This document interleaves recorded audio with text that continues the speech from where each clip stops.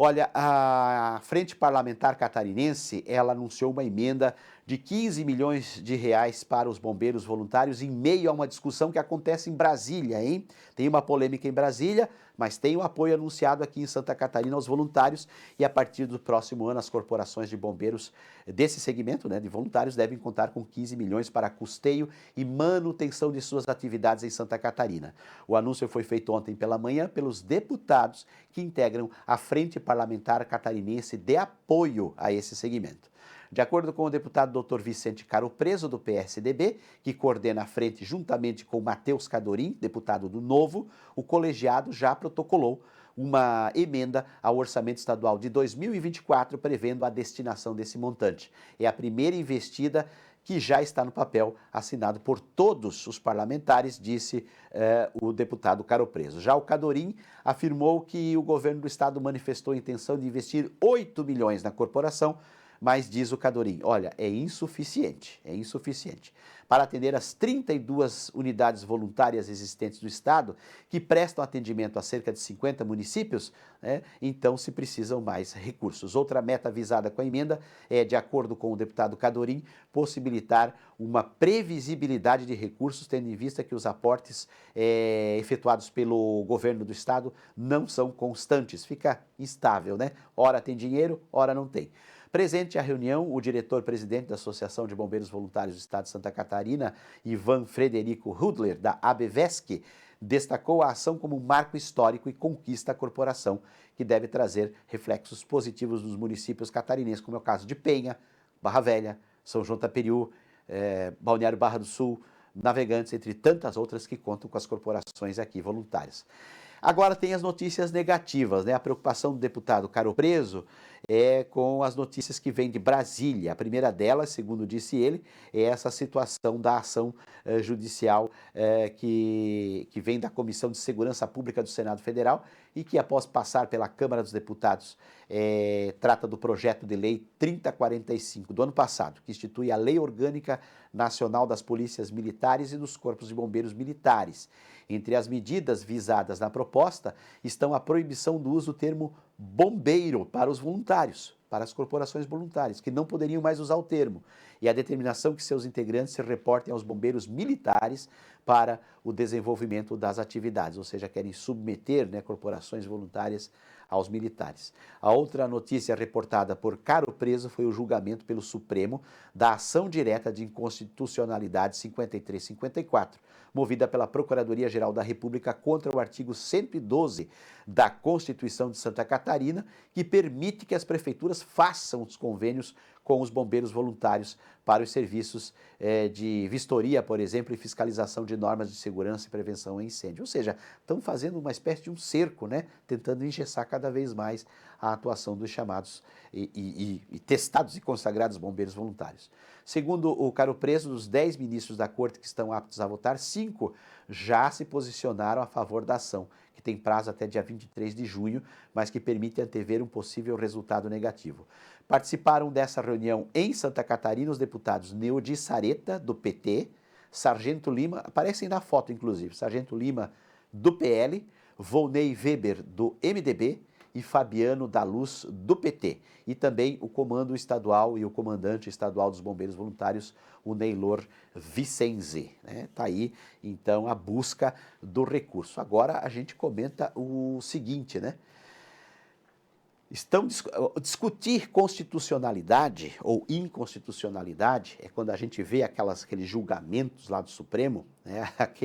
aquele rolo teórico que fica horas e horas sendo debatido, e que o leigo realmente não entende, mas ali tem toda uma minúcia do que pode ser ou não frontalmente contrário à Constituição, e por isso que vai para o Supremo, porque é o Supremo que resguarda, então, a Constituição. Vai ser a mesma situação agora com relação a essa ação, já está sendo, né, esta ação de inconstitucionalidade, se pode ou não o município contratar bombeiro que não seja o militar. E se pode ou não o bombeiro voluntário usar o termo bombeiro. E se é constitucional ou não o que está na Constituição do Estado de Santa Catarina, submetida à Constituição de cima, que é a Constituição Federal. Como eu disse, é um rolo, é uma maçaroca jurídica que vai ser, teoricamente, exaustivamente debatida pelos senhores ministros da Suprema Corte.